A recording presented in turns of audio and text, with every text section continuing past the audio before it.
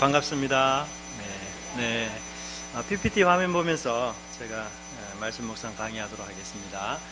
오늘 강의할 내용은 첫 번째로는 성경 묵상이 무엇인가, 또 우리가 왜 해야 되는가, 그런 부분에 대한 강의와 함께 이제 두 번째는 성경 묵상을 하는 방법, 어떻게 해야 되는지, 그리고 좀 구체적으로 예를 좀 들어가면서 그렇게 같이 한번 배워보도록 하겠습니다.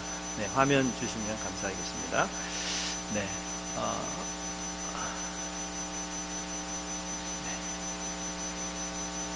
성수유니온 선교회는요, 한국 단체가 아니고 영국 단체입니다. 1867년에 영국에서 시작했는데요.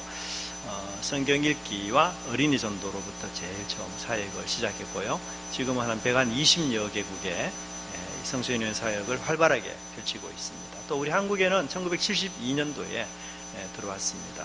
아마 지금은 큐티, 묵상이라는 단어가 아주 많이 흔해졌지만 1972년만 하더라도 큐티, 묵상이라는 단어는 거의 사용하지 않았고요. 저희 성서인연에서 원조로 가장 먼저 사용하고 또 우리 성도들에게 많이 보급했던 그런 단체입니다. 지금은 매일 성경 책자부터 시작해서 어린이 청소년 캠프, 또 기독교 서적 출판 이런 것에 신경을 많이 쓰고 있고요. 여러분들이 지금 매일 성경으로 묵상하시죠?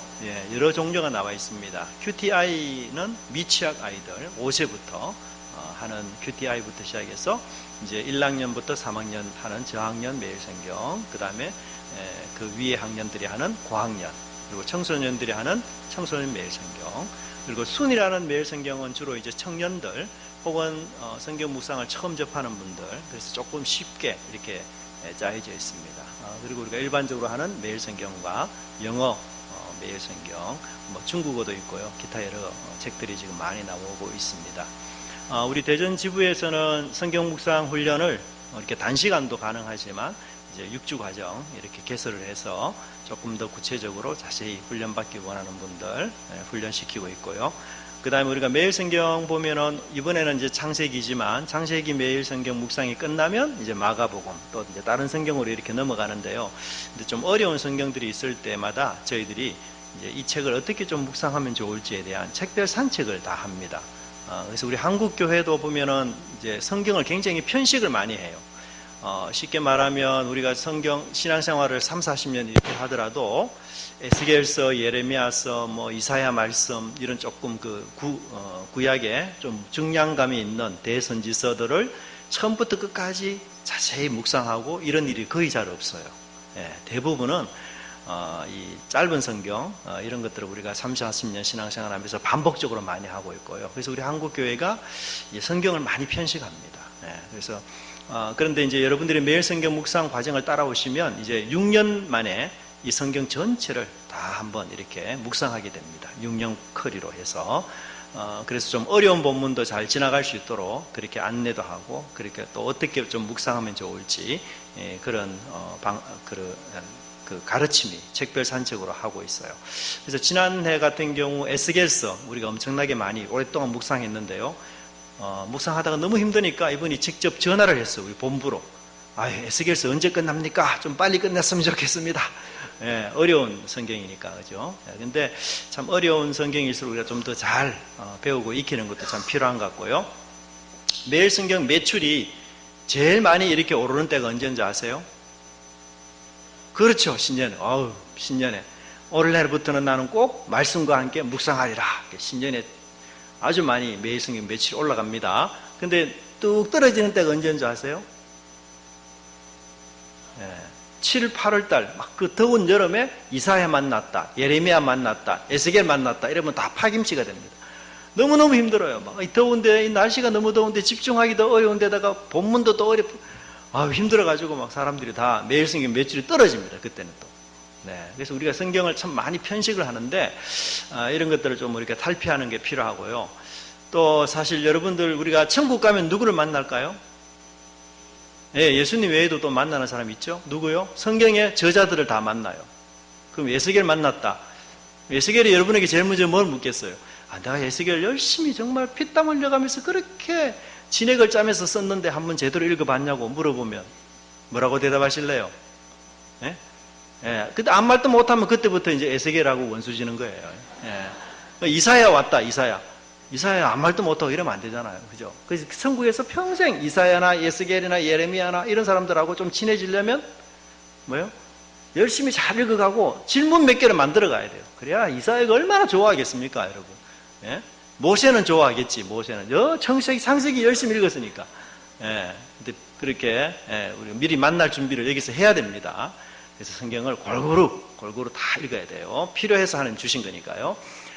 그래서 어려운 본문들 책별 산책 우리 지구에서 하고요. 그 다음에 우리 청소년 어린이, 특별히 묵상 캠프를 많이 합니다. 우리 아이들도 저학년, 고학년 매일 성경이 있는데 이걸 어떻게 할지 2박 3일 혹은 3박 4일로 묵상 캠프도 하고요.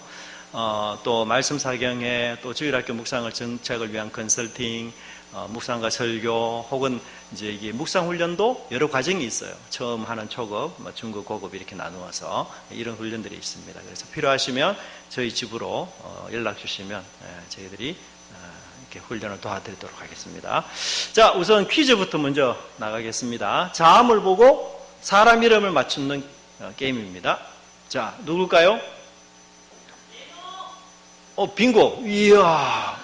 아니, 서문교회 우리 성경 실력이 너무 탁월하네요. 딱 나오자마자 1초. 저 어떤 분은 오노 이러는 분도 있는데 오노가 아닙니다. 에노. 너무 잘하시네요. 자, 두 번째는 그렇죠. 어유, 합창을 하신다. 세 번째는요? 예. 이거 좀 난이도가 있는 거였는데 아브라함 잘 맞췄습니다. 자, 그다음에 예, 요셉도 있고 이삭도 있고. 근데 원하는 답은요? 네, 요셉입니다. 네.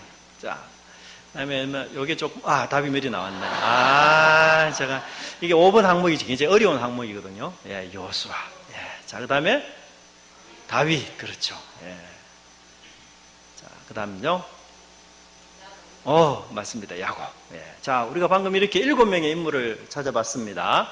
자, 두 번째가 더 중요한 문제예요. 두 번째는 위에 사람이 하나님과 관련해 가진 공통. 제가요, 이 7명의 인물들을 성경 구절을 다 찾아봤어요. 그랬더니만 이 사람들이 하나님과 관련해서 공통적인 단어가 한결같이 똑같이 이 7명에게 다 나왔어요. 네, 그게 뭘까요? 네, 벌써 답을 이야기하시는 거예요. 뭐죠? 동행. 예. 이 동행이라는 말은 뭐예요? 임마누엘, 하나님이 함께 하신다. 저는 여러분들이 이제 우리가 앞에서 찬양을 할 때에도 기름진 복 이런 여러 얘기들을 했는데, 우리 성도가 구할 최고 최상의 복, 지고의 복이 뭐냐? 하나님과 동행하는 것. 예, 그보다 더 지고의 복, 최상의 복이 없어요. 예, 왜냐하면 성경은 아담과 하와가 하나님과 동행하다가 그 동행의 끈을 놓쳐버리고 끊어지고 말았어요. 그래서 그 동행을 다시 하나님이 연결시키기 위해서 예수님까지 보내주시고, 또 천국 가면은 결국 누구와 동행하게 될까요? 하나님, 예수님과 동행하는 사람이 돼요. 그래서 이 동행이라는 것이 성경 창세기부터 요한계시록까지 꿰뚫는 굉장히 중요한 주제가 되고요. 마태복음 여러분 읽어보시면 마태복음 초반부에 예수님이 태어날 때 임마누엘이라. 그리고 가장 마지막 부분에 예수님이 성천하시면서 내가 세상 끝날까지 너희와 어떻게 한다고요? 함께 있는다. 이게 굉장히 중요한 주제예요. 엄청. 그래서 성경에서 이 하나님과 동행하고 함께 한다는 것만큼 중요한 주제가 없습니다. 그래서 우리 자녀들, 우리 남편, 아내, 식구들 다 정말 하나님과 동행하는 사람이 되었으면 좋겠다. 그런 믿음이 참 필요합니다. 자, 한번 읽어볼까요? 방금 읽었는데 우리 시작.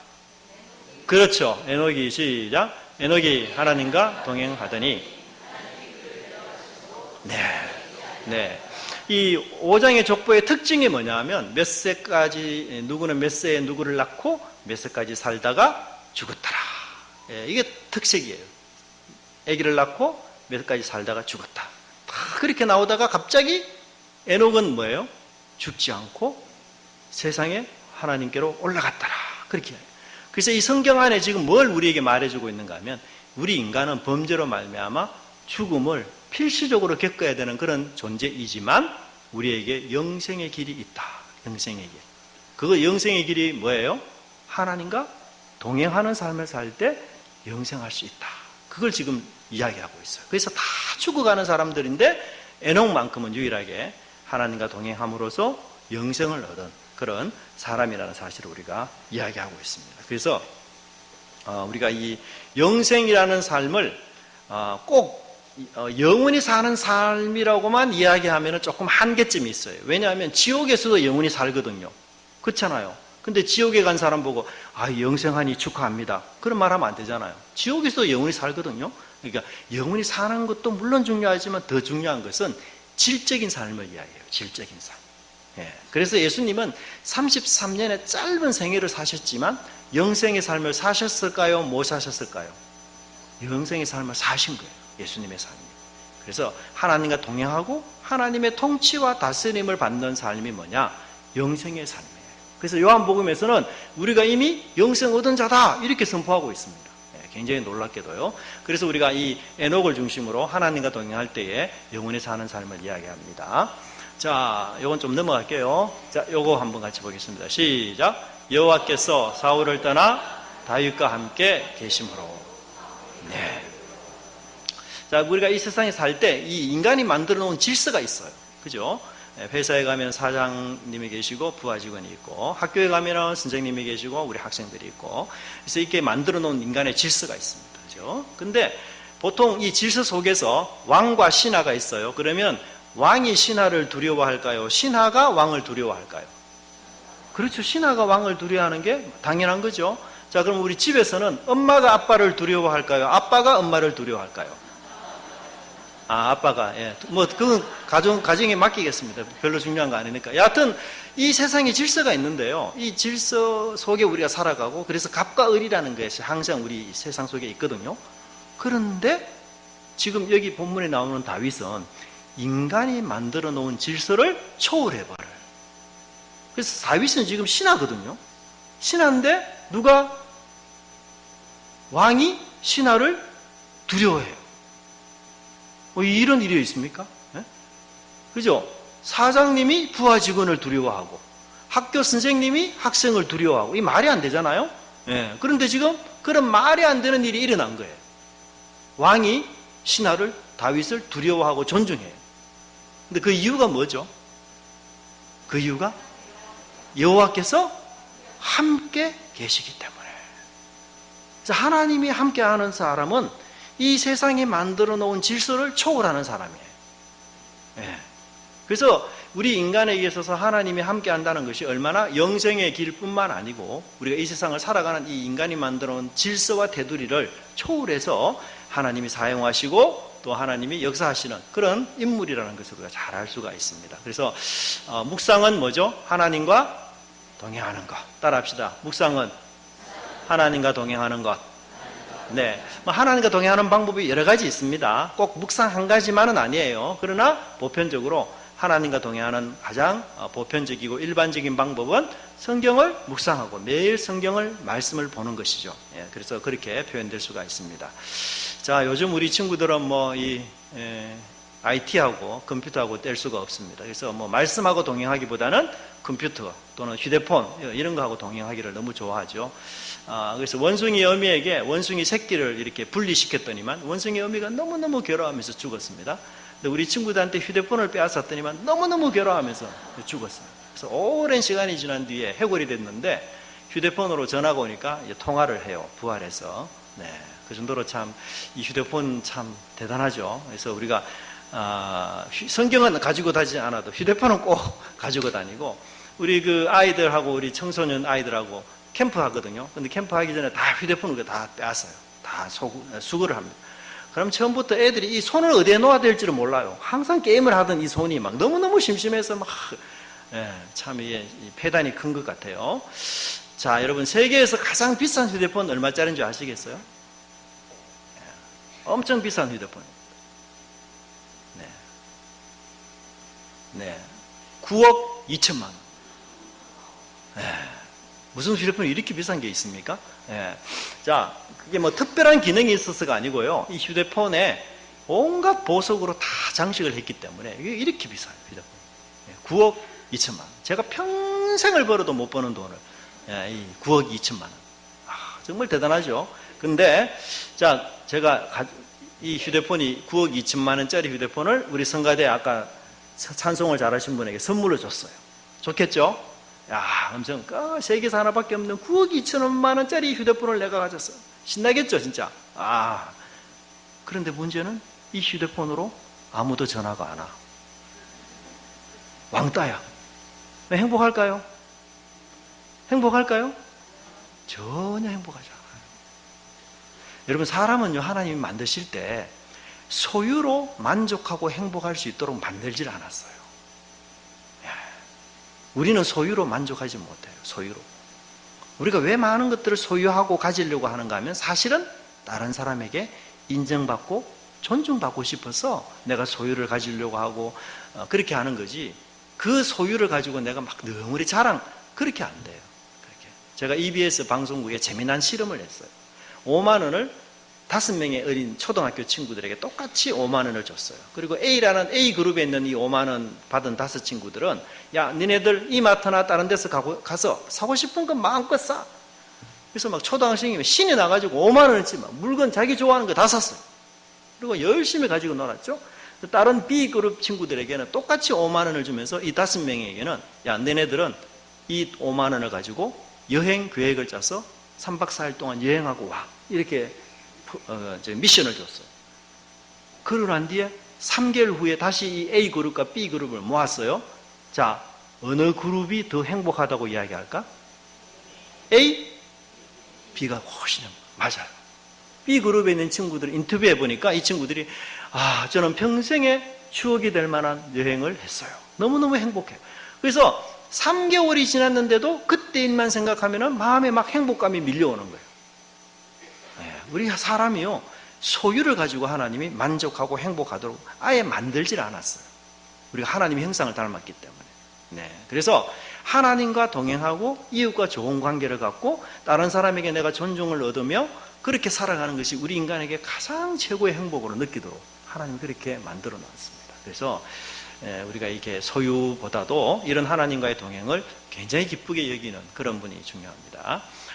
미국에서 실제로 있었던 일인데요. 이 브리엘과 카일이라는 쌍둥이가 태어났는데, 카일이는 언니고 브리엘은 동생이에요. 근데 이 동생이 태어나자마자 심장이 너무 약해가지고 막 이게 심장 박동이 잘 안 돼요. 그래서 의사 선생님이 막 노력을 하고 이렇게 했는데도 이 동생이 결국은 죽을 것 같아. 그래서 의사 선생님이 부모님 불러다가, 언니는 튼튼하게 잘 태어났는데 이 동생이 너무 병약하게 태어나서 우리가 최선을 다했는데도 안 된다. 그래서 자칫하면 죽을 수 있으니까 마음의 준비를 하라. 그렇게 이야기를 했어요.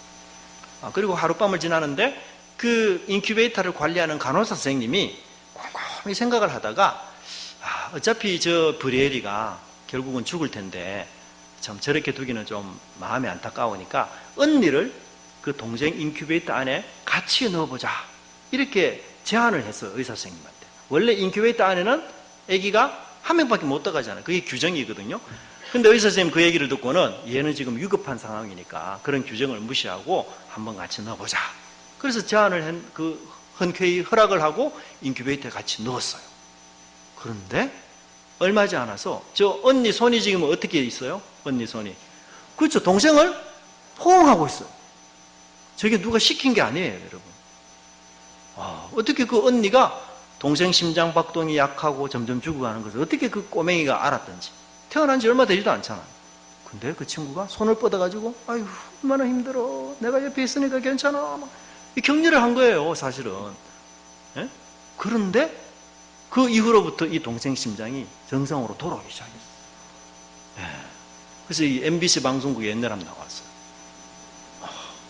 그래서 저는 참 그걸 보면서 우리 인간이, 여러분, 참 이 세상을 살아갈 때 우리가 많이 힘든 일도 많죠. 참 얼마나 힘든 일이 많습니까? 근데 내 마음을 그렇게 다 알아주고 내 어려운 것을 다 수긍해주고 나를 그렇게 온전히 받아주는 한 사람만 있어도 이 세상을 살아갈 용기가 있는 거예요. 그죠?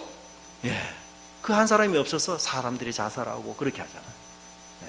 근데 사람이 아니라 하나님이 계시다면 우리가 어때요? 더 힘을 낼 수 있는 거예요. 그래서 이 묵상은 하나님과 교제하는 것이고 함께 동행하는 것이기 때문에 우리 일생에 큰 하나님의 은혜가 우리가 있다는 것 우리가 볼 수 있고요.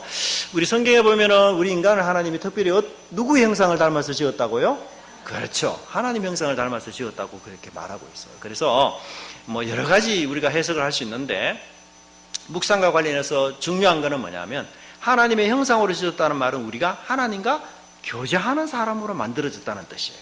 교제하는 사람. 우리 여러분들이 집에 강아지를 키우는 분들이 있을 겁니다. 근데 강아지하고는 대화가 될까요? 안 될까요? 강아지야, 내가 어제 실연을 당했는데 너는 나의 마음을 아니? 이라고 강아지하고 아무리 상담을 해도 강아지가 주인님 알겠습니다. 뭐 이렇게 위로를 못해. 그렇잖아요. 왜? 우리는 인격이고 강아지는 객격이니까 격이 안 맞아. 격이. 근데 하나님은 어떤 분이세요? 하나님은 인격적인 분이죠. 인격. 그래서 우리와 격이 맞는 분이고 우리와 교제하기를 하나님이 원하셔요. 그래서 자기 형상대로 하나님을 지으셨기 때문에 우리 얘네들 아담과 하와는 인간끼리도 교제하지만 궁극적으로 누구와 교제를 해야 돼요? 하나님과 교제하는 사람으로 우리를 만들어졌어요. 그죠? 그래서 고린도전서 1장 9절을 한번 읽어볼까요? 시작.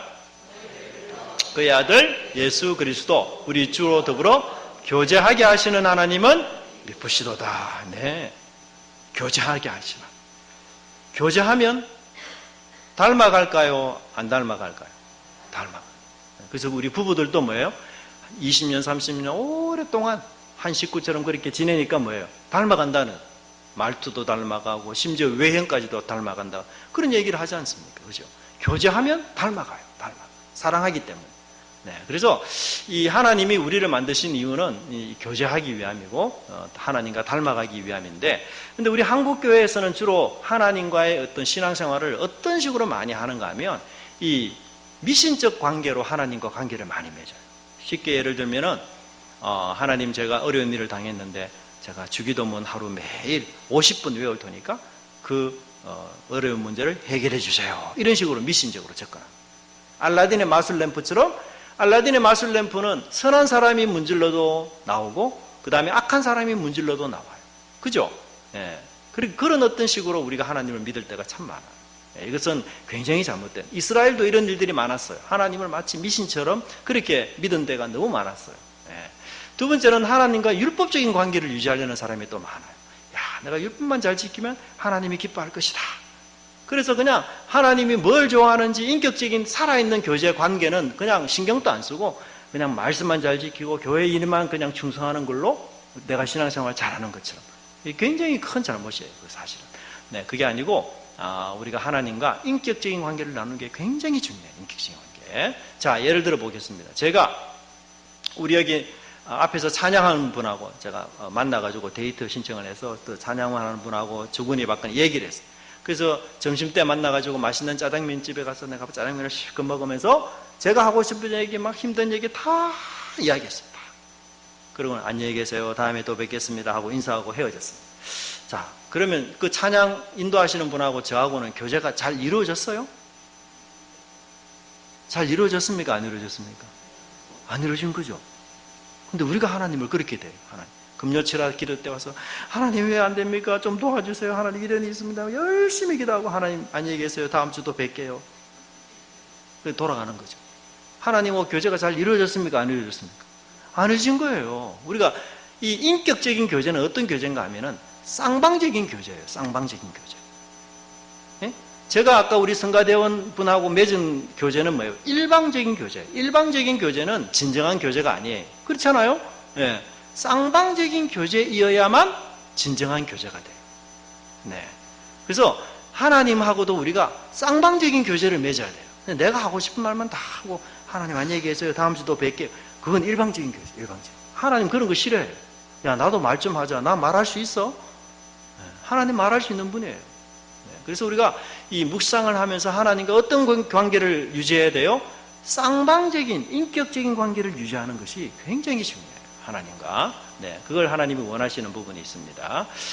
자, 하와 아줌마가 지은 죄가 뭘까요?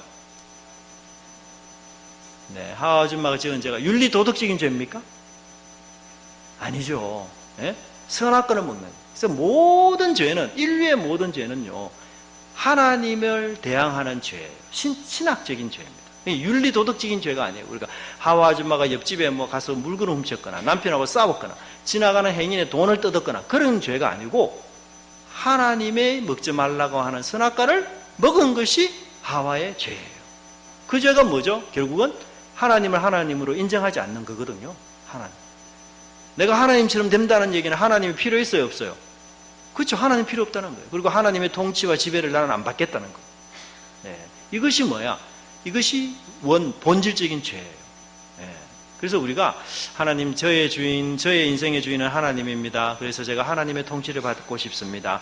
이게 뭔가 하면 구원받은 백성의 정당한 삶의 모습이에요. 교회는 다니면서 하나님, 저 인생 간섭하지 마세요. 제 인생 제가 알아서 할게요. 그건 아니에요. 네. 그래서 하나님처럼 되는 것은 곧 하나님을 주인으로 인정하지 않는 것이기 때문에 우리가 이런 죄를 짓지 않도록 조심하고 주의하는 게 굉장히 중요합니다. 제가 한 가지만 좀 비유를 좀 드릴게요. 바둑 4단하고 바둑 4급을 두면 누가 이길까요? 4단이 이기죠. 근데 4급이 이길 수 있는 방법이 없을까요?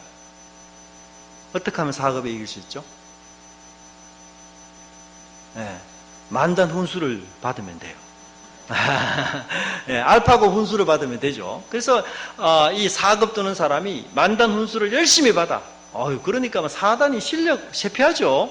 그래서 4급 뜨는 만단 훈수하는 분이 저기 위에 두라는 거예요. 그래서 위에 두고 또 아래에 두라는 거예요. 그래서 또 바둑 알을 아래에 탁 두고 이러니까 흰돌을 그냥 다 먹는 거예요. 너무너무 신나서 열심히 이기고 있는데 4급 뜨는 사람이 생각을 좀 했어요. 야, 나도 보니까 바둑 잘 뜨는 것 같아. 구태여. 만단 훈수 하는 사람 내가 훈수 안 받아도 이길 수 있을 것 같아. 이런 자만심이 생기기 시작했어요. 그래서 옆에서 부지런히 만단 훈수 뜨는 분이 계속 훈수를 둬도 이 사람 4급 뜨는 사람이 훈수를 무시하고 자기 마음대로 뒀어. 자, 그러면 나중에 어떻게 될까? 결과가요? 누가 이길까요? 그렇죠. 4단이 이겨요. 4단. 근데 제가 이걸 풍류로 이야기하고 싶은데 4단은 획 하나만 추가하면 사탄이 돼요. 사탄. 그렇죠? 그럼 만단은 아니다. 4급은 누굴까요? 4급은 우리 성도들. 훈수 뜨는 분은요? 그렇죠. 하나님은요. 우리가 이 땅에서 구원받은 백성으로 살아갈 때 우리 혼자 힘으로 사단을 이길 수 있어요? 없어요? 못 이겨요. 그래서 하나님은 항상 우리에게 뭐 하시기를 원해요? 훈수를 두기로. 훈수. 오늘 이렇게 살아라. 이렇게 살아야 된다. 너 이런 어려움이 있지. 너 이런 시험이 있지. 이렇게 살아야 된다. 하나님 우리에게 매일 훈수하고 싶어요. 훈수. 그래서 이 4급이 훈수를 잘 받으면 누구를 이길 수 있어요? 세상을 이길 수 있고 사단을 이길 수 있고 마귀를 이길 수 있는 거예요. 근데 하나님이 훈수를 둘 때 4급이 하나님의 훈수가 없어서 졌습니까? 하나님의 훈수를 무시해서 졌습니까? 그렇죠. 이게 중요해요. 우리가 하나님의 훈수를 무시해. 종종. 하나님이 설교를 통해서 또 여러 다양한 방법을 통해서 우리에게 끊임없이 훈수하는데 우리는 내 생각이 옳은 것으로 생각하고 하나님 훈수를 무시해. 그게 뭔가 하면 내가 주인이야 이런 뜻이에요. 그래서 우리가 묵상할 때 가장 중요한 자세가 뭐냐? 누가 주인이에요? 따라합시다. 하나님, 제 인생과 제 삶의 주인이십니다. 주님이 이끄시는 대로 따라가겠습니다. 네. 그 마음을 기본적으로 가질 때 하나님이 우리와 교제하기를 원하셔요. 좋은 교제가 이루어지는 거예요. 말씀을 통해서. 네. 그래서 여러분들 꼭 이것을 좀 기억하면 좋을 것 같고요. 자, 모죽이라는 대나무가 있는데요. 이 대나무는 5년 동안 키워도 1m밖에 안 자라요. 5년 동안 열심히 키웠는데, 그래서 이게 5년 동안 자란 모죽입니다. 1m. 그런데 놀랍게도 6년째부터는요, 하루에 7, 80cm씩 자라요. 하루에. 그리고는 6개월 만에 30m까지 자랍니다. 아주 하나님이 만드신 식물 중에 아주 독특해요. 그래서 이게 6년 차예요. 아까 5년 차하고 비교해 보니까 너무 차이가 나죠. 그죠? 이게 6년 차입니다. 근데, 그럼 대나무가 5년 동안 뭐 했을까요? 5년 동안 뭐 했을까요? 안 자라고 그냥 가만히 있었을까요? 우리 눈에 보이지 않는 어디가 자랐을까? 그렇죠. 빙고. 뿌리가 자랐어요. 뿌리. 생각해 보세요, 여러분. 6년째에 30m를 자르려면 뿌리가 튼튼하지 않으면 금방 넘어지죠. 금방 넘어져요. 그래서 대나무는 5년 동안요, 계속 아래로만 계속 자라. 뿌리. 왜? 6년째에는 30m를 자라야 되니까. 예, 그래서 여러분 대나무가 태풍이 불고 막 폭풍이 몰아치고 이렇게 해도 가로수 이런 큰 나무들은 잘 뿌리채 뽑히고 넘어져도 대나무는요 뿌리채 뽑히는 일이 없어요. 예, 왜냐하면 이 사방 4km까지 뿌리가 뻗어요. 엄청납니다. 4km 같으면 여러분. 제가 저희 집에서 여기까지 왔는 데가 한 6km 되거든요. 갈마동 제가. 그러니까 4km까지 뻗었다면 얼마나 대나무 뿌리가 깊이 또 넓게 뻗는지 그러니까 넘어지지가 않는 거예요. 예. 그리고 이 대나무에 여러분 보세요. 이 촘촘한 것이 얼마나 촘촘합니까? 저 뿌리가. 예. 저는 머리카락 다 빠져가지고 뭐 별 소용이 없는데 하여튼 저렇게 촘촘해요. 대나무가. 예. 그래서 저는 참 제가 이 얘기를 들으면서 우리 인생을 지탱하는 게 뿌리구나. 우리 인생을 지탱하는 게 눈에 보이는 그런 이 대나무의 그 30m가 우리 인생을 지탱하는 게 아니라 눈에 보이지 않는 뿌리가 결국은 우리 인생을 지탱하구나. 근데 그 눈에 보이지 않는 그 뿌리를 어디에 깊이 둬야 돼요? 말씀에 깊이 뿌리를 내릴 때 우리 인생에 여러 많은 폭풍과 바람이 불어도 우리가 흔들릴지언정 넘어지지 않는 그런 믿음의 사람이 되는 겁니다. 그래서 이 묵상이 바로 말씀을 계속해서 뭐예요? 뿌리를 깊이 말씀 땅속에 내리는 그런 작업이라는 거 우리가 좀 기억하면 좋겠습니다. 자, 시간이 좀 지나가고요. 지금은 제가 묵상하는 방법을 좀 말씀을 드리도록 하겠습니다. 자, 묵상하는 방법은 자, 요것만 좀 하고요. 자, 묵상은 그 밑에 설명만 좀 따라 합시다. 말씀과 기도로 하나님을 만나 교제합니다. 네. 자, 이때 그러면 말씀을 많이 읽어야 될까요? 기도를 많이 해야 될까요? 그렇죠. 역시 서문교가 똑똑해요. 묵상 시간은요, 쉽게 말하면 내가 컨설팅을 받는 시간이고 내 영혼이 건강검진을 받는 시간이에요. 그래서 하나님 말씀을 훨씬 많이 들어야 돼요. 여러분, 제가 묵상 전문가죠? 예, 그러니까 여러분들이 저를 앞에 두고 많이 듣잖아요. 똑같이 하나님은 우리 인생의 전문가예요, 아니에요? 전문가잖아요. 그러니까 하나님의 말씀을 내가 많이 들어야 돼요. 전문가의 말을.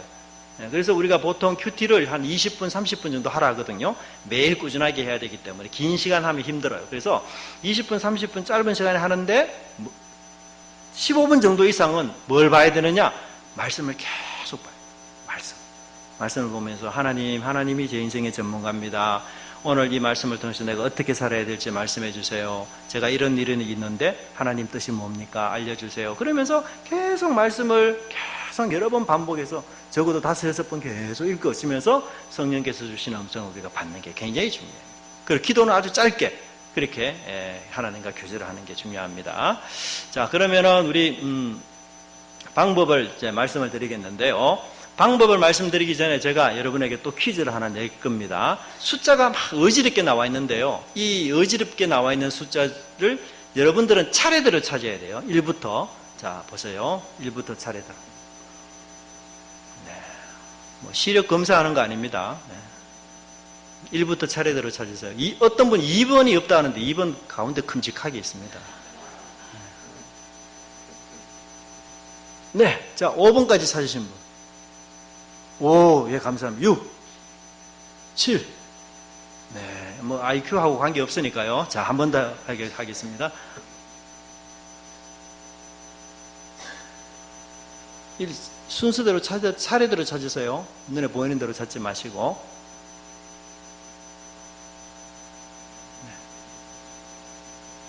네. 네, 자, 5. 오, 예, 이제 많아집니다. 6, 7. 5, 예, 8, 네, 9, 예, 10, 우와, 11, 12, 예, 저만 계속 손들고 있네. 네, 정말 대단합니다. 잘하셨습니다. 자, 근데 이게 뒤죽박죽 되어 있는 것 같지만 사실은 원칙이 있어요. 이 칸 안에 하나씩 있어요. 보입니까? 자, 여기 1 있죠? 이쪽 제일 칸에. 그 다음에 여기 2, 여기 3, 그 다음에 여기 4, 5, 6, 그 다음에 7, 8, 9, 또 올라가서 10, 11, 12. 네. 알겠어요? 예, 뒤죽박죽 있는 것 같지만, 예, 규칙이 딱 있어요. 그래서 아주 쉽게 찾아요. 네. 따라 합시다. 규칙을 알면 쉽다. 네, 규칙을 알면 쉬워요. 원칙을. 자, 그러면 규칙이 몇 가지냐? 5가지입니다. 5가지. 기준, 묵상할 때. 시작. 기도, 읽기, 묵상, 적용, 기도. 쉽죠? 네, 제일 처음에 기도, 마지막 기도 떼고 나면은 읽기, 묵상, 적용. 예, 이렇게 하면 되니까 쉽습니다. 다시 해봅시다. 시작. 기도, 읽기, 묵상, 적용, 기도. 자, 눈 감고. 시작. 네, 자, 두 분이 마주 보세요. 두 분. 옆에 분 마주 보세요. 네, 저를 보지 마시고 마주 보세요. 자, 째려보지 마시고 존경하는 눈빛으로 보세요. 시작. 네, 짝꿍 잘했습니까? 반응이 쉬운. 자, 한 번 더. 자, 다시 짝꿍 보시고 짝꿍 보세요. 시작. 네, 쉽죠, 그죠? 기도. 자, 그러면 첫 번째 기도는 어떻게 할까? 이런 마음으로 기도해서는 안 됩니다. 자, 이 그림이 뜻하는 게 뭘까요? 몸 따로, 마음 따로. 네, 이 두 가지 마음. 남자의 이중적인 마음을 여기서 볼 수 있는데, 몸 따로, 마음 따로. 그래서 하나님 앞에서 두 마음을 품으면 어떻게 돼요? 기도 응답 못 받죠? 예, 그래서 이 충성된 마음을 가지는 게 중요해요. 그래서 마음에 여러 근심, 걱정, 염려 이런 걸로 마음이 막 분산되는 거, 그런 거 우리 있으면 안 돼요. 그래서 묵상할 때, 전에 기도할 때는 하나님 제게 마음에 충성된 마음을 주십시오. 오직 하나님만 사모하는 마음으로 묵상하겠습니다. 말씀을 사모하는 마음으로 묵상하겠습니다. 이렇게 충성된 마음, 한 마음이 중요합니다. 자, 두 번째는 어떤 기도를 하시는가 하면 시작. 말씀하옵소서 주의 종이 듣겠습니다. 누가 한 기도죠?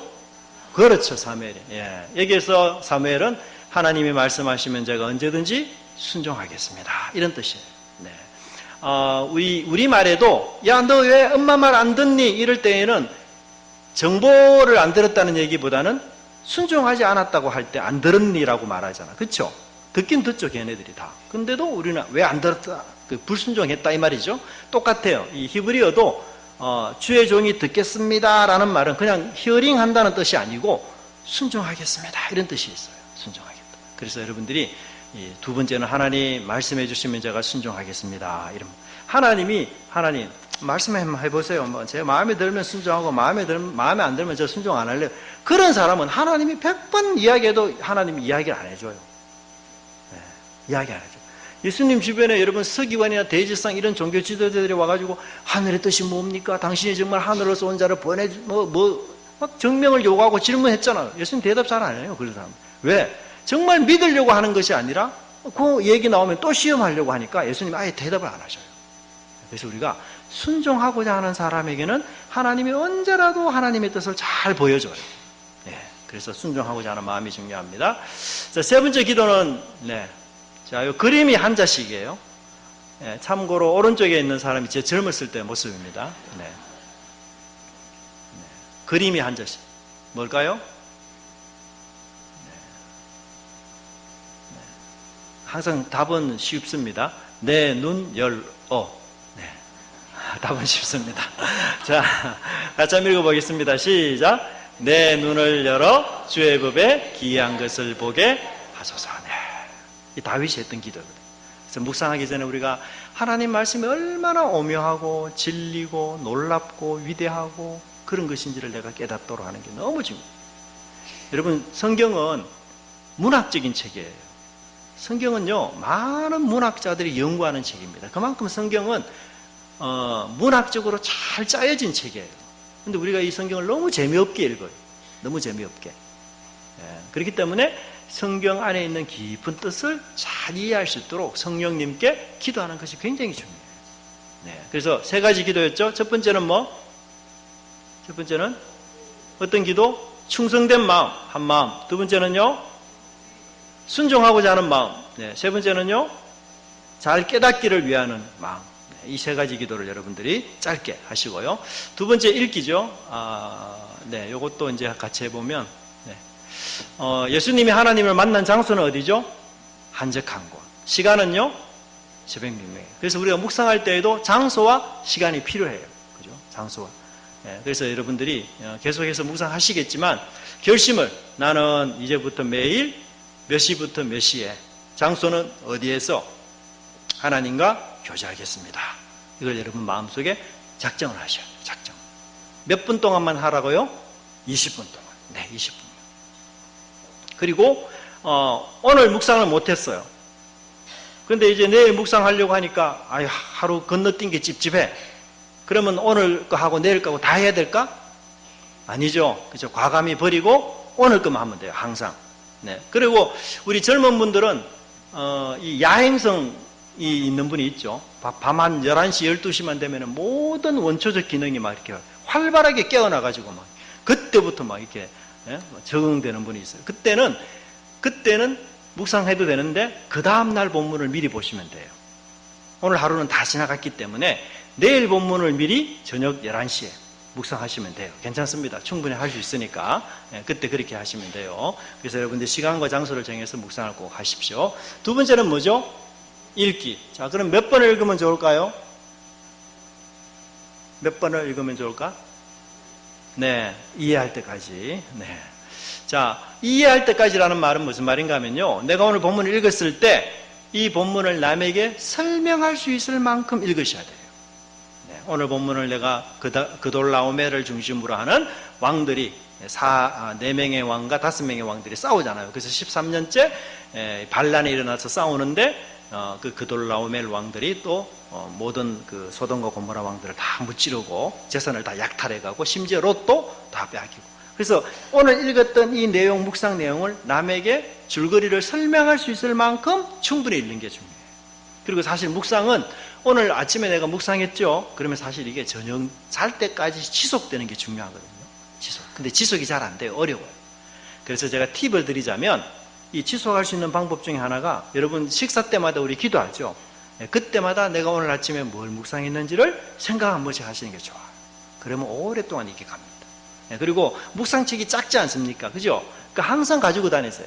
그래서 틈틈이 시간 날 때마다 또 펴시고 또 펴시고. 또 우리 매일 성경 우리 성서인의 홈페이지에 들어오시면 오늘 본문 또 다 나와 있습니다. 그래서 홈페이지를 통해서도 짬짬이 여러분 묵상하실 수가 있거든요. 그렇게 해서 항상 자주 반복 그렇게 보시는 게 좋아요. 자, 그래서 읽을 때는 이해할 때까지, 이해하기 위해서 읽으려면 반복해야 돼요. 반복은 무엇을 낳는다? 기적을 낳습니다. 기적. 반복하는 것을 힘들어하지 마세요. 반복할 때 기적이 생겨요. 그래서 항상 여러분들이 여러 번 반복하셔야 됩니다. 자, 그리고 읽으실 때에는 본문이 좀 어려울 때는 다른 번역본을 좀 참고할 수 있고요. 두 번째 읽을 때는 무엇이 되십시오? 자, 무엇이 되십시오? 얘가 누구죠? 코난. 네, 코난입니다. 코난 직업이 뭐죠? 그렇죠, 탐정. 읽을 때는 여러분 탐정이 돼요, 탐정. 그 성경을 읽는 방법은 크게 두 가지거든요. 망원경으로 이렇게 개관해서 넓게 보는 방법이 있고, 두 번째는 현미경으로 아주 좁게 보는 방법이 있어요. 현미경으로 샅샅이. 근데 묵상은 뭐냐? 현미경으로 보는 방법이에요. 그래서 아주 치밀하고 꼼꼼하고 세밀하게 살펴야 돼요. 마치 과학자가 현미경을 가지고 이렇게 조사하듯이 탐정이 되라는 얘기예요. 그래서 꼼꼼하게 말씀을 봐야 돼요. 그게 아주 중요합니다. 그죠? 자, 우리가, 네. 자, 이 그림에 사람 얼굴이 몇 개나 있을까요?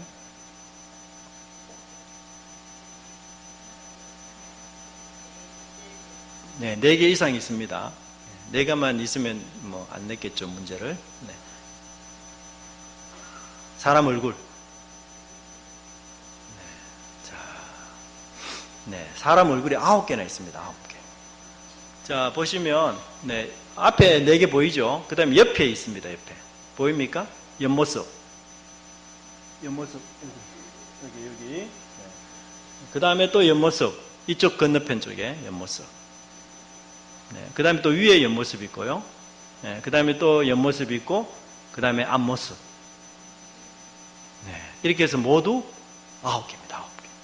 네. 그래서 우리가 성경을 보실 때에도 여러분들이 앞뒤 문맥을 잘 살려가지고 이 그림을 지금 얼굴이 몇 개냐, 이게 초점이 아닙니다. 제가 이 얘기를 하고자 하는 내용은 성경을 보실 때 여러분 이처럼 꼼꼼하게 살펴야 돼요. 꼼꼼하게. 예? 여러분들이 그 좋은 가방, 막 그 메이커 있는 가방 살 때 대충 안 사잖아요. 예? 엄청 꼼꼼하게 보죠. 울름해 보기도 하고, 막 이렇게 안에 속도 보기도 하고, 이 박음질이 잘 되었는가 이런 것도 보기도 하고, 다 얼마나 세밀하게 살핍니까? 그렇죠? 그것처럼 하나님 말씀을 막 요리조리 세밀하게 살펴야 돼요. 예, 그래야만 우리가 본문을 잘 이해하고 거기서 하나님의 뜻을 잘 이해할 수가 있습니다. 자, 좀 쉬운 답 같은데 사실은 이게 어려워요. 주는 그리스도시요 살아계신 하나님의 아들입니다 라고 베드로가 신앙 고백을 했는데, 이 신앙 고백이 몇 점일까요?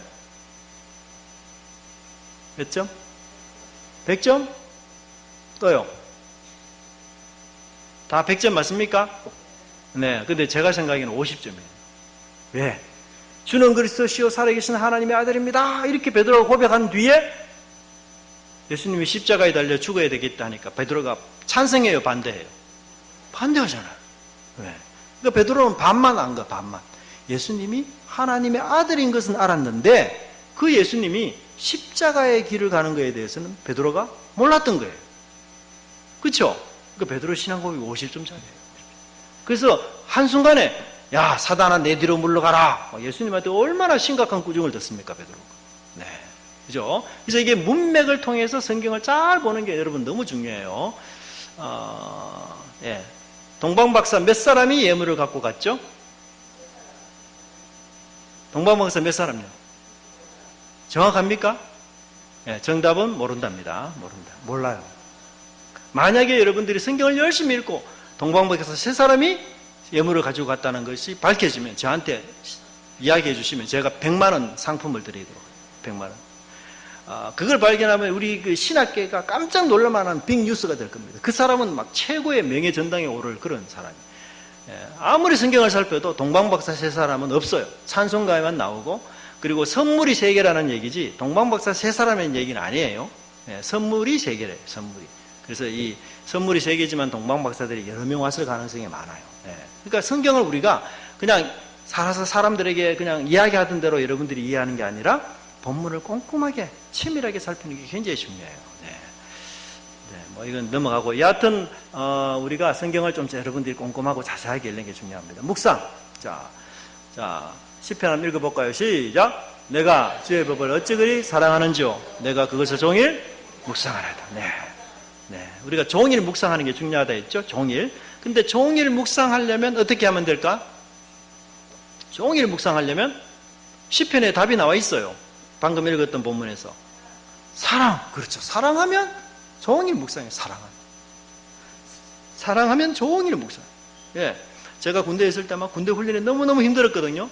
근데 교회에서 이제 여학생 후배가 오빠 군에서 얼마나 수고가 많았어요. 편지가 왔어. 아유, 그 편지를 제가 얼마나 좋았는지. 앉아놨으나 그 편지 읽고, 휴식 시간만 돼도 또 꺼내서 읽고, 화장실 갔어도 또 꺼내서 읽고, 취침 전에 또 꺼내서 읽고. 아유, 어떻게 종일 제가 그것을 묵상했어요. 예? 사랑하면 어떻게 된다? 종일 묵상해요. 종일. 예, 그래서 여러분들이 말씀을 사랑하는 마음이 우리 속에 있어야 돼요. 우선. 예, 그래서 하나님의 말씀을 항상 묵상하는 게 중요합니다. 자, 그 다음에 이제 이것만 제가 이야기할게 하나. 한번 읽어봅시다. 시작.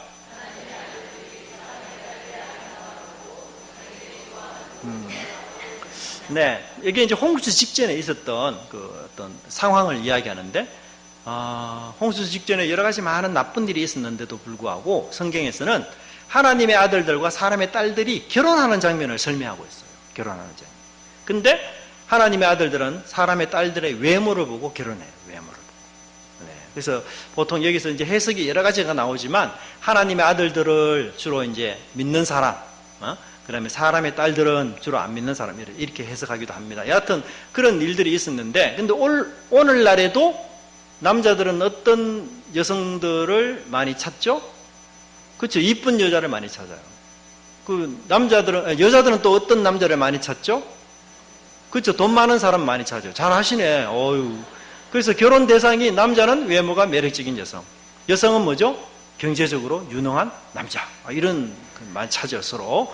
그래서 결혼의 기준이 남자들은 막 이런 탤런트급 미모의 사람을 찾고, 여자들은 뭐예요? 재벌, 뭐 이런 사람들 많이 찾아요. 그죠? 그래서 이 홍콩의 유명 여배우와 재벌이 결혼을 했어요. 근데 피로 연애만 175억을 소유했다고. 돈을 막 참, 이게 너무 심했죠, 그죠? 피로 연애만. 정말 내가 평생이 아니라, 제가 10번 태어나도 이게 지금 못 소유할 돈을 이 사람 피로 연애 다 소유했어요. 정말 참.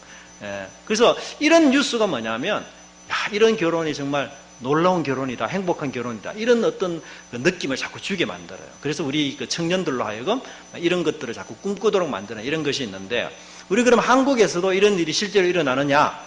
그 회원 1만 7천 명을 가지고 아내의 외모와 남편의 연봉 관계를 조사한 적이 있어요. 아내가 이쁠수록 남편의 연봉이 많다. 그런 게 어딨어. 아내가 이쁘든 말든 그 아무 상관관계가 없어. 그럴 수 있죠. 근데 아내가 이쁠수록 남편의 연봉이 많다. 맞을까요? 아닐까요? 우리 한국에. 동의합니까? 동의 안 합니까?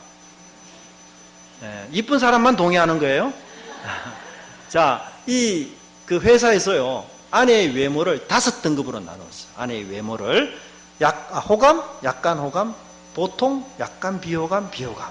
이렇게 아내의 외모를 5등분 나눴어요. 근데 비호감인 아내의 남편과 호감인 아내의 남편의 연봉 차이가 1,300만 원 정도 차이가 났어요. 그래서 우리 한국에도 실제로 남편이 좋은 직장일수록 아내의 외모가 이쁜 이런 현상이 지금 일어나고 있습니다. 지금.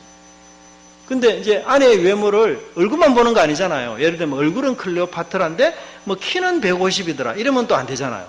그렇죠? 그래서 두 번째는 키를 봐요. 키. 그래서 아내의 키가 1cm씩 클 때마다 남편의 연봉이 43만 원씩 올라갔어요. 43만 원. 근데 아내의 외모를 또 키만 보고 이야기할 수는 없죠. 얼굴은 클레오파트라, 키는 170. 그런데 몸무게도 170이더라. 이러면 또 안 되잖아요. 그렇죠? 그래서 세 번째는 몸무게를 봐요. 몸무게. 아내의 체중이 1kg씩 많을 때마다 이번에는 남편의 연봉이 마이너스 7만 원씩 깎였어요. 자, 정말 우리가 너무 서글픈 시대에 살고 있습니다. 너무 서글픈. 우리 한국의 현실이에요. 현실. 아마 우리 자녀들은 진짜 이런 현실을 몸으로 겪으면서 살 거예요. 우리 현실이 참 너무 안타까워요. 저는 여러분들 제가 이 얘기를 들어보니까 마치 그 한우 몇 등급 매기는 것 같아. 인간이 어떻게 한우일 수 있어요, 그죠? 어떤 분은 나는 시대를 잘못 태어나서 내가 이렇게 이쁜데 내 남편 이게 뭐야, 뭐 이런 분도 물론 있을 수 있는데, 근데 정말 참 서글픈 현상이에요. 진짜 노아 시대 때처럼 사람의 외모만 중시하고, 우리 여성분들이 외모뿐만 아니라 성격이나 또는 달란트나 은사나 이런 거 좋은 게 얼마나 많습니까? 평가할 수 있는 게. 근데 오로지 외모로만 판단하고 평가하는 이런 시대에 우리가 지금 살고 있어, 우리 자녀들이. 그렇기 때문에 저는 이 성경적인 세계관을 갖고 살아가는 게 정말 중요하다는 생각이 들어요. 여러분 그 중매하시는 분들이요, 제일 중매하기 어려운 사람들이 누구라고 하는가 하면 강남에 사는 권사님 아들 딸들 중매하기가 제일 어렵다. 강남에 사니까 뭐 돈은 다 갖추어졌잖아요. 게다가 신앙까지 좋아야 되니까 이 신랑감 신부감 구하기 얼마나 어렵겠어요. 그래서 참 우리가 이 신앙만 잘 본다는 게 정말 쉽지 않는 것 같아요. 그래서 이 묵상을, 하나님 말씀을 우리가 하나님 말씀을 묵상하지 않으면요, 결국은 뭐냐, 세상을 묵상하게 돼요. 내가 하나님과 가까워지면 세상과 멀어지지만, 세상과 가까워지면 누구하고 멀어져요? 하나님과 내가 멀어질 수밖에 없어요. 또 세상에 얼마나 재밌는 곳이 많습니까? 우리 예배 여기서 이렇게 드리지만 세상 사람들 지금 얼마나 재밌게 놉니까? 여러분요. 저녁에 나가보세요. 여기도 축제, 저기도 축제, 다 축제예요. 날 보러 와요, 날 보러 와요. 막 그렇게 막 봉짝 소리 들리죠. 얼마나 세상이 화려한지 몰라요. 정말. 그러니까 이게 하나님 말씀을 우리가 진짜 무장을 단단히 해야 된다. 그래서 묵상은 여기 보시면 중얼거리다 혹은 되새김질하다 이런 뜻이 있어요. 그래서 여러분들이 말씀을 묵상할 때는 뭐냐, 소리 내어서 말씀을 읽는 게 중요해요. 예전에는 묵상한다 할 때는 소리를 내지 않고 그냥 눈으로만 읽는다고 했는데 지금은 그렇지 않아요. 중얼거리는 게 중요해요. 중얼거리면 입이 동원되고 눈이 동원되고 귀가 동원돼요. 그래서 감각기관이 다 동원되기 때문에 훨씬 집중력이 좋아요. 눈으로만 읽으면 눈만 동원하게 되죠. 그러니까 별로 집중력이 뛰어나지 않아요. 그래서 소리를 내어서 여러분들이 읽으시는 게 좋고요. 또 이 묵상의 어근은 뭐냐면 약이라는 단어에서 나와서 약, 라틴어에. 여러분들 혹시 감기 있어서 감기약 먹으면 어떻게 되죠? 졸리죠. 그죠? 예. 그것처럼 말씀이 그 감기약을 먹어서 내가 졸린다는 얘기는 뭐냐면 감기의 약 기운이 나를 지배하는 거예요. 내 중추신경을 지배하는 거죠. 똑같이 하나님 말씀이 나를 지배하는 게 뭐냐? 묵상이에요. 묵상. 예. 그래서 하나님의 말씀의 지배를 따라서 살아가는 거죠. 말도 그렇게 하고 행동도 그렇게 하고 그 다음에 손발도 그렇게 하고 하나님 말씀의 지배를 받아서 이게 묵상이에요. 자, 그렇기 위해서는 중요한 것은 그걸 찾아야 됩니다. 하나님이 어떤 분입니까? 내게 주시는 교훈은 무엇입니까? 이걸 찾는 게 중요해요. 묵상하실 때에는 하나님이 어떤 분입니까? 내게 주시는 교훈은 무엇입니까? 이 두 가지. 우리 매일 성경에 보면 그런 질문 나오죠, 그죠? 이 두 가지 중에서도 더 중요한 질문은 1번일까요? 2번일까요? 1번이 훨씬 중요합니다. 하나님이 어떤 분인가가 훨씬 중요합니다. 훨씬. 하나님. 그래서 여러분들이 묵상하시면서 하나님이 어떤 분인지를 많이 찾으시고 그 하나님께 많이 감사하고 그 하나님께 영광을 돌리고 그렇게 하셔야 돼요. 우리 마음속에 감사가 충만하면 어떤 사람이 되는 줄 아세요? 충성된 사람이 돼요. 감사가 충만한 사람은 충성된 사람이 돼요. 그래서 감사라는 단어와 충성은 나란히 가요. 나란히 가요. 배타적인 단어가 아니에요. 여러분, 감사가 충만한 사람이 충성을 잘해요. 그러니까 우리가 하나님을 깊이 묵상하면서 하나님께 대한 감사를 많이 드리는 게 너무 중요해요. 자, 그리고 하나님을 찾고 내게 주시는 교훈, 하나님 외에 성경의 본문에 등장하는 인물을 찾을 때에는 말과 행동을 찾는 게 제일 중요해요. 말. 그래서 하나님이 하시는 말을 보면서 하나님이 이런 분이구나. 또 하나님이 하시는 행동을 보면서 하나님이 이런 분이구나. 그래서 여러분들이 찾으실 때에는 말과 행동을 찾아서 보시는 게 좋습니다. 자, 여러분 십계명에서 가장 중요한 게 뭐라 생각하세요? 십계명. 십계명. 네. 1계명 나 외에 다른 신을 그보다 더 중요한 게 있어요. 제가 생각해요. 그보다 더 중요한 게 뭔지 아세요? 시작. 나는 너를 애굽 땅 종되었던 집에서 인도하여낸 너희 하나님 여호와로라. 이게 훨씬 중요해요. 애굽 땅 종되었던 집에서 인도하여낸 하나님이라는 사실을 내가 인정하지 않으면 1부터 10까지 계명을 지킬 필요가 있을까요? 없을까요? 없어요. 여기 지나가는 안 믿는 사람에게 당신 십계명 지키시오. 안 지키죠, 그런 사람들. 근데 우리는 십계명 지키는 이유가 뭐죠? 하나님이 나를 애굽 땅 종되었던 집에서 사단의 종살이에서 구원해 내셨구나. 그렇죠. 그걸 인정하기 때문에 나머지 계명을 지키는 거예요. 자, 이건 뭘 이야기하는가 하면 관계에서 의무가 나와요. 관계에서. 자, 예를 들어 보겠습니다. 우리 서문교회 안에 선난 선녀들이 있어요. 선난 선녀들이. 근데 이 선난 청년들이 있는데 이 청년들이 둘이 결혼하기 전까지는 어떤 남자를 사귀든 어떤 여자를 사귀든 아무 관계가 없어. 그죠? 예, 그래 괜찮아요. 근데 부부라는 관계가 딱 생겼어. 부부라는 관계가 이제. 그러면 의무가 있을까요? 없을까요? 그렇죠. 반드시 의무가 있어요. 반드시. 그죠? 이제 남편 외에 아내 외에 더 사랑하는 사람이 생기면 안 돼. 그죠? 반드시 의무가. 모든 관계는 뭐냐? 의무를 항상 전제하고 있어요. 저는 서문교회에 출석하는 사람이 아니에요. 그래서 저는 서문교회에 의무가 없어요. 근데 우리 집사님 장로님들은 서문교회에 출석하죠? 의무가 있어요? 없어요? 반드시 있어요. 예. 저는 삼성회사에 안 다녀요. 그래서 삼성회사에 의무가 없어요. 근데 어떤 사람이 삼성회사에 다닌다면 의무가 반드시 있게 돼요. 그래서 모든 관계는 의무가 반드시 있는 거예요. 그래서 우리가 왜 하나님을 내가 많이 찾아야 되는가 하면 하나님과 내가 어떤 관계에 있는 거지? 그걸 계속 살펴야 된다. 그랬을 때 1부터 10까지 계명 우리는 감사함으로 쉽게 지킬 수가 있습니다. 자, 그러면 요거 실습 몇 가지만 하고 마칠게요. 자, 18절 읽어보겠습니다. 시작.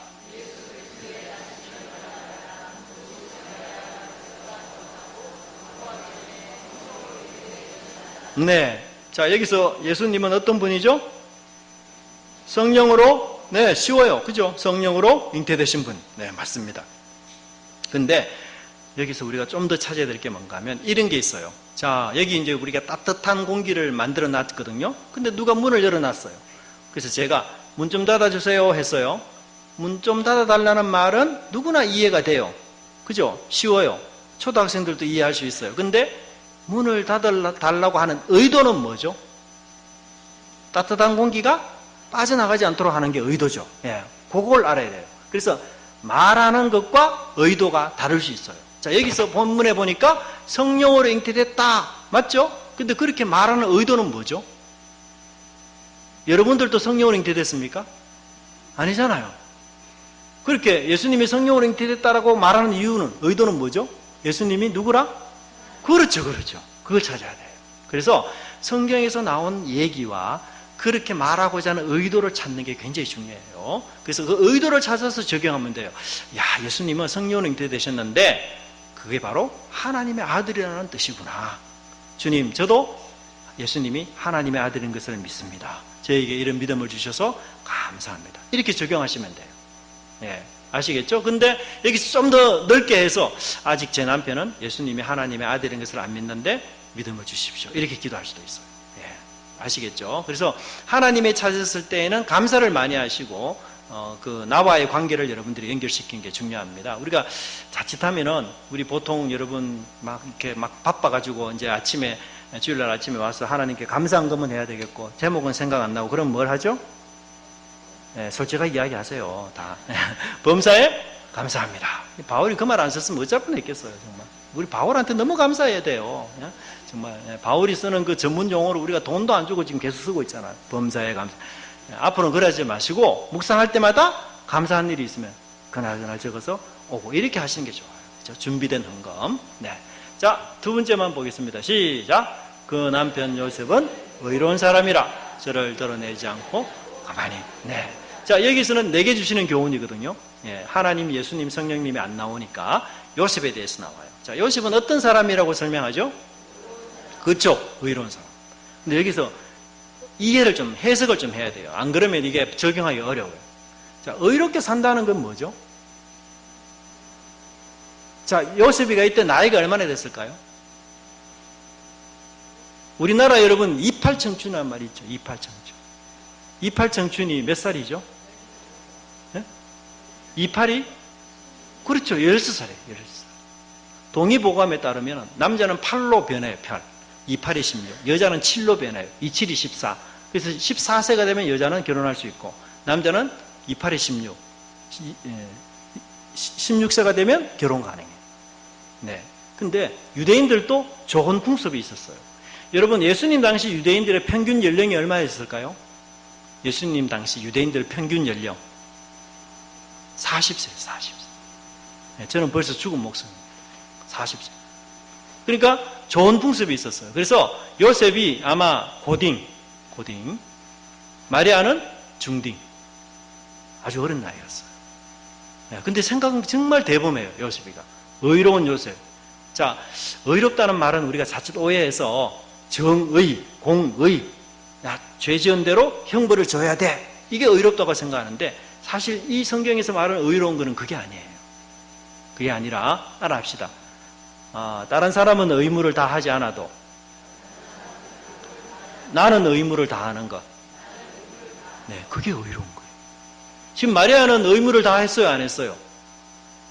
마리아는 사실 임신했으니까 의무를 다 못했죠. 그죠? 물론 성령에 의해서 그런 건 하지만 요셉 입장에 봐서는 마리아는 아내로서 의무를 다하지 못했잖아요. 근데 남편도 나도 그럴 수 있어요. 근데 그렇게 하지 않고 마리아를 보호해줘요. 이게 의롭다는 거예요. 네, 그래서 자신의 명예가 손상이 되어도 마리아를 배려하고 보호하는 거예요. 이게 성경에서는 뭐냐? 의롭다. 그렇게 이야기해요. 예수님도 그래서 의로운 분이에요. 의로운 분. 네, 그래서 오늘 내가 이런 본문의 말씀을 찾았으면 어떻게 적용할까? 오늘 내가 하루 주일날 신앙생활하고 이제 나갈 때에 다른 사람은 의무를 다 안 해도 나는 의무를 다해야 되겠다. 질서를 지키는 의무, 설거지를 해야 되는 의무, 이런 의무를 내가 다해야 되겠다. 의롭게 사는 게 어려울까요? 쉬울까요? 네, 어려워요. 쉽지 않는 일입니다. 네, 그래서 오늘 하루를 내가 지내면서 그렇게 믿음 생활을 하겠다라고 다짐하고 적용하는 게 성경 묵상이에요. 그래서 여러분들이 이 말씀을 가지고 많은 그 체험을 하는 게 굉장히 중요해요. 그렇다면 정말 하나님이 여러분 삶에 함께 하시고 살아계신다는 것, 또 내 삶에 많은 관심을 갖고 내 삶을 이끄시고 인도한다는 것을 우리가 체험적으로 느낄 수 있어요. 그래서 하나님을 예전에는 내가 그냥 귀로만 들었다면 이제는 눈으로 보고 손으로 만진 바가 되는 그런 하나님을 우리가 체험할 수가 있고, 그리고 공동체가 야, 우리 하나님이 이렇게 우리 교회를 이끄시고 인도하시구나, 그걸 느낄 수 있는, 깨달을 수 있는, 하나님을 경험할 수 있는 그런 좋은 그런 훈련의 또 기회이기 때문에 여러분들 신앙생활 속에서 이 묵상을 꾸준히 놓치지 않고 계속 지속을 해야 하는 그런 은혜가 있기를 바랍니다. 네, 기도하겠습니다. 하나님 감사합니다. 우리 서문교회 성도님들 주님 말씀 사랑하고 묵상하여 또 하나님과 동행하는 귀한 경험을 나누고 그 삶을 통해서 주님을 기쁘시게 하고 하나님이 보기 좋은 세상을 만드는 일에 저희가 손과 발이 되어질 수 있도록 은혜 베풀어 주시옵소서. 우리 성도님들이 하나님을 더 많이 깊이 경험하는 그런 많은 일들이 일어나서 정말 서문교회가 말씀이 흥황하고 하나님이 역사하는 아름다운 교회가 될 수 있도록 주께서 붙잡아 주시옵소서. 감사드리고 예수님 이름으로 기도드립니다. 아멘.